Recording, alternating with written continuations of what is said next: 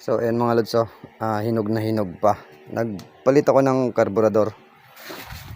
Ayan yung lumang karburador niya, no? Yamaha Body 50. Yan. So nung pagkabit ko nung una, palyado pa siya. Pero syempre konting kalikot-kalikot lang natin, okay na siya, no?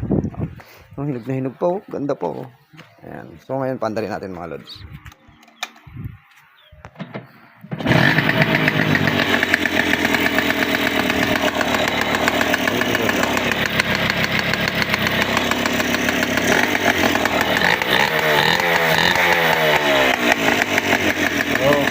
Ngayon lang yung ginamit ko sa kanya mga lods, yung takasago lang na replacement na pa Body 50.